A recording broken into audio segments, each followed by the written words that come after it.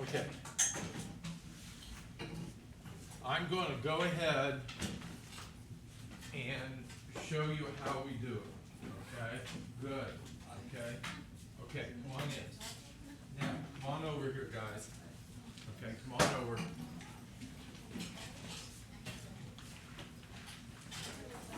Now, this, we're going to get the call in a couple minutes.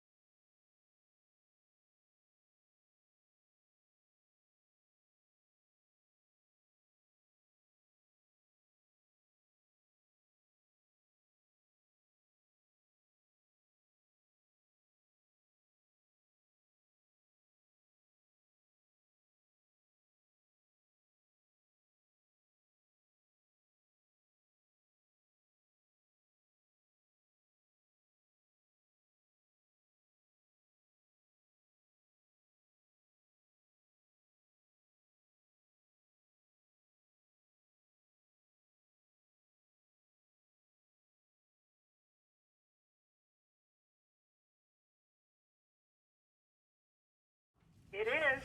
Oh, Judge Judy, what a pleasure and an honor. This is John Pratt. I'm the high school teacher in Greensburg, Indiana. I know you are, and this is a first for me, and I assume a first for you. It is, and it is, I can't tell you how excited we've been preparing the questions and looking forward to this.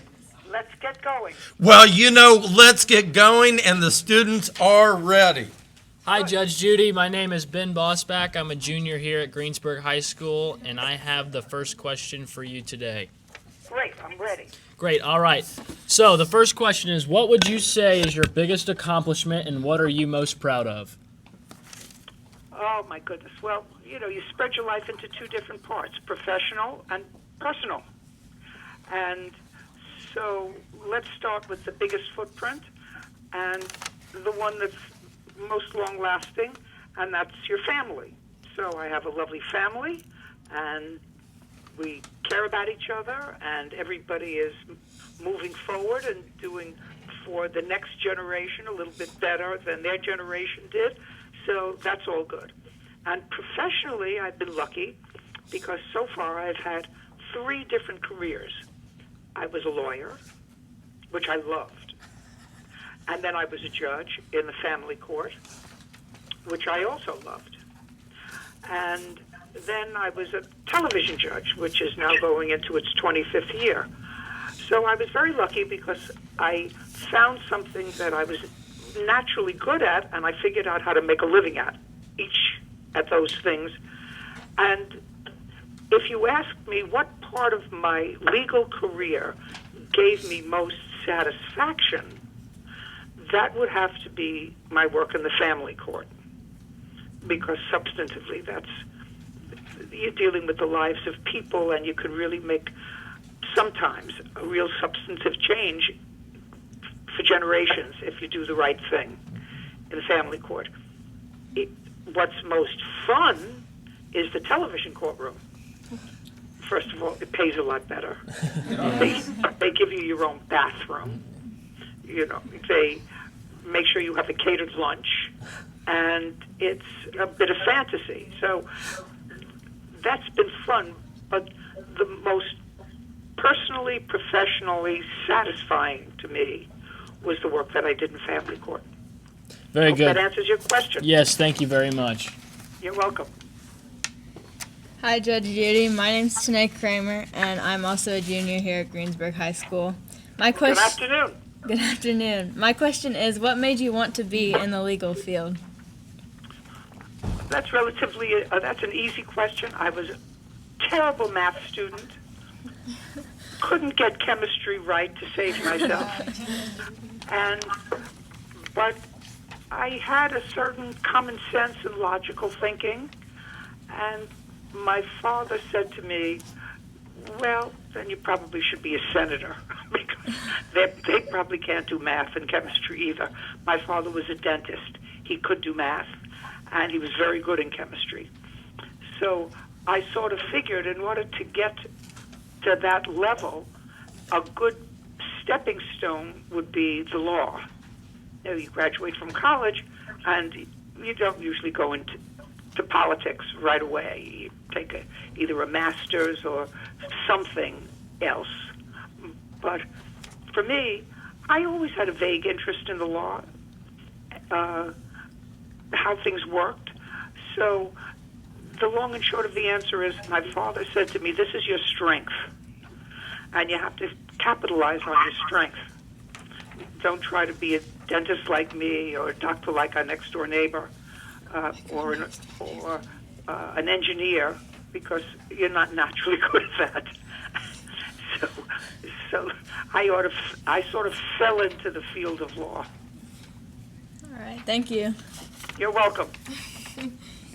Hi, Judge Judy. My name is Hannah Messer. I'm also a junior.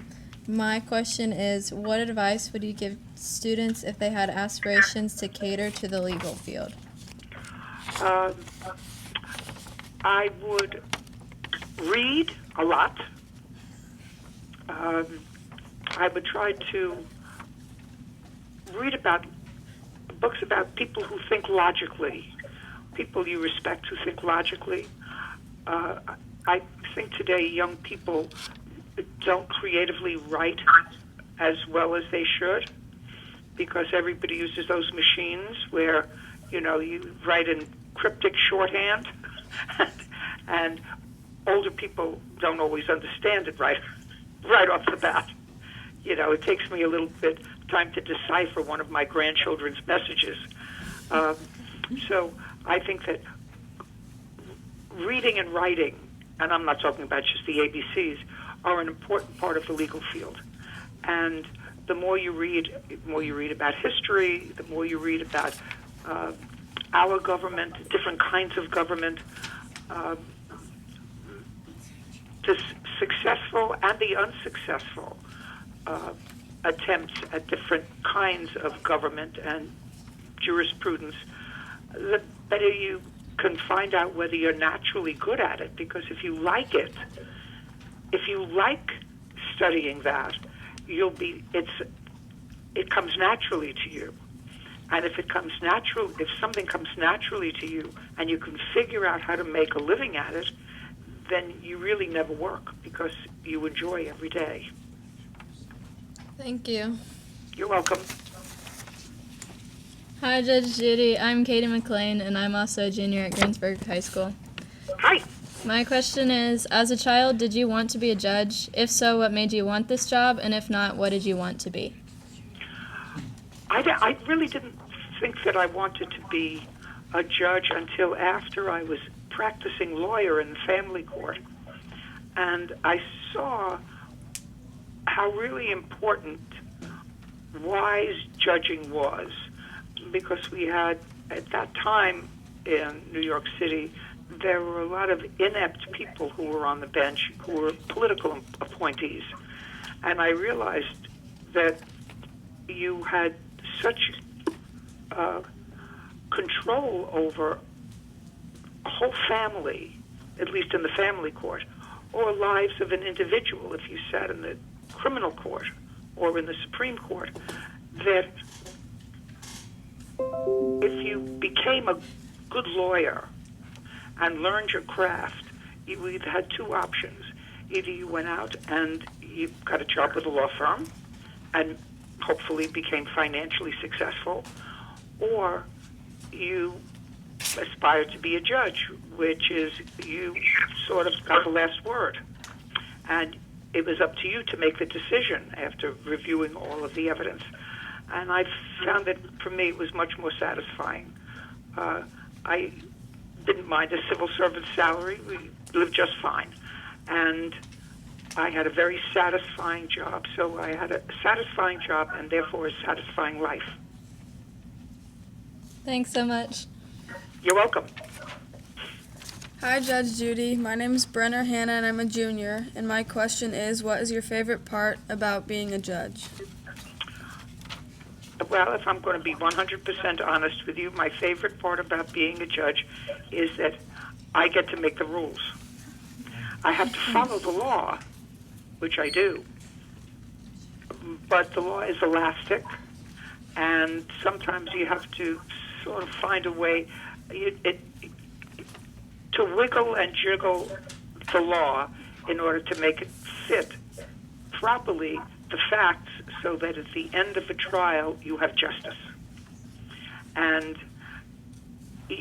as for me, that's the most interesting part of being a judge, because sometimes if you have to follow a blank statute or a case that was decided in 1910 that's really no longer relevant today, because we don't bring horses to work.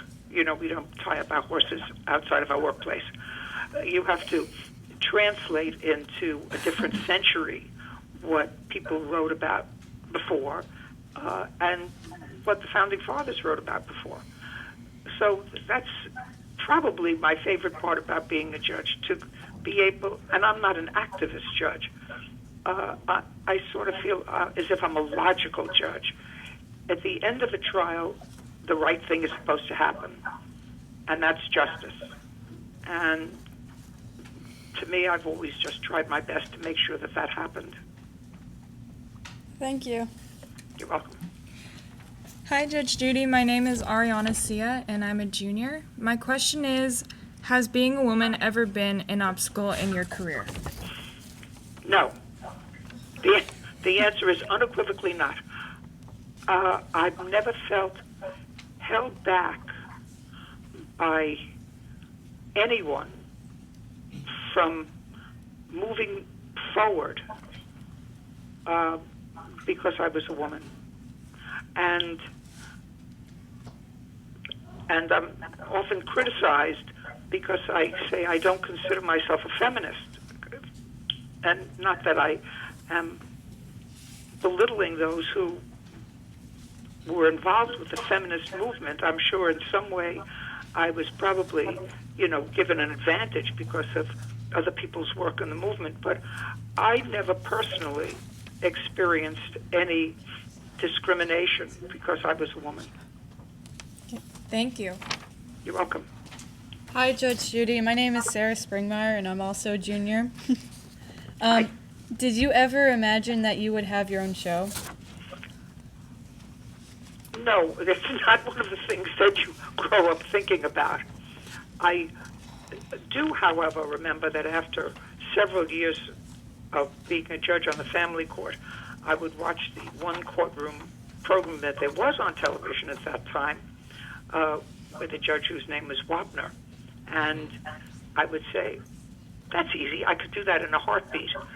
But it was a fleeting moment, so I never thought that I would have a program. And once the opportunity to have a program presented itself after I was already in the courts for a very long time, and I decided to take that opportunity and try it, and I had to give up my position in the family court, I never thought it would last more than a couple of years, because most things fail that they produce for television.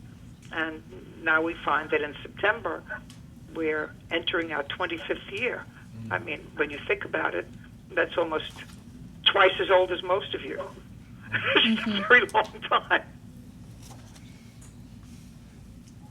Oh, thank you. You're welcome. Hi, Judge Judy. I'm Irene, and my question for you is, if you could go back in time, would you have picked the same occupation? Absolutely. Absolutely. I was blessed, as I hope all of you are, to have found a profession that was consistent with my ability, with my natural instincts. So I was always a person who looked forward to Monday instead of Friday. If that makes sense to you. I never started a week on a Monday counting the days off when it would be Friday and I wouldn't have to work. I was always excited about work. And that makes a whole difference in everything in your life, in the way you look, in the way you feel, in the way you interact with people, in the way you interact with your mate and your kids and your friends. You know, there's a certain positive attitude when you like what you do. So the answer is I would have picked the same profession, and I'm grateful that I had it. Okay, thank you. You're welcome. Hi, my name's Kailyn Lowe, and I'm a junior here. What made you want to create Hot Bench? Hot Bench.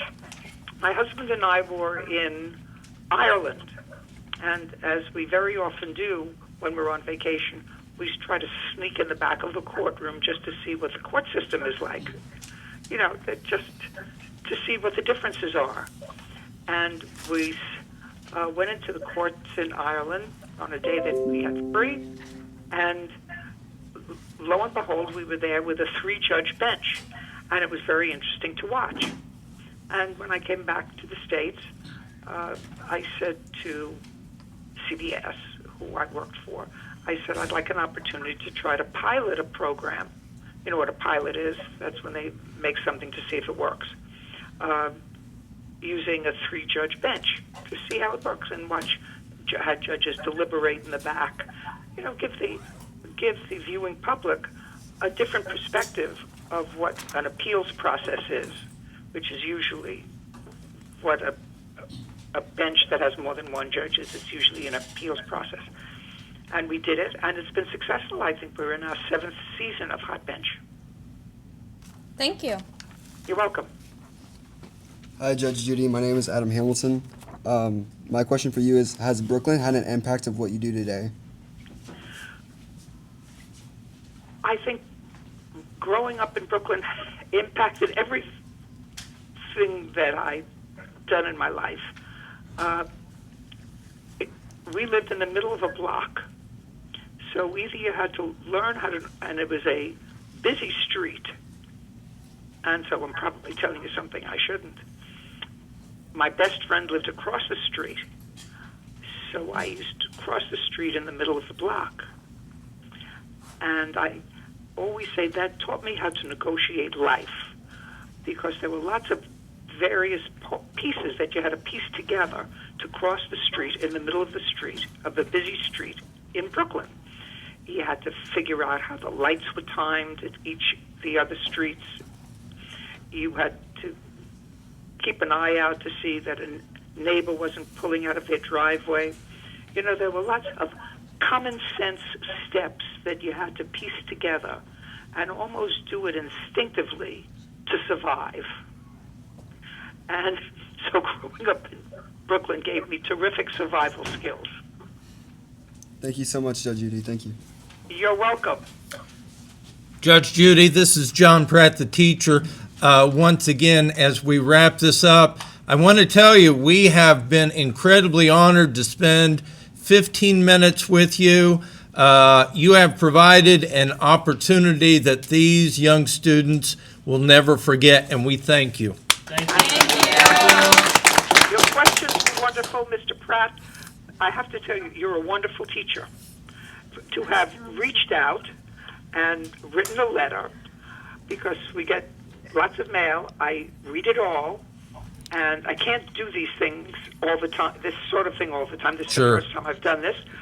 But you must love teaching, and you must be an inspiration to your students, which is really the greatest gift that you can give them, is somebody who they must know cares about their future.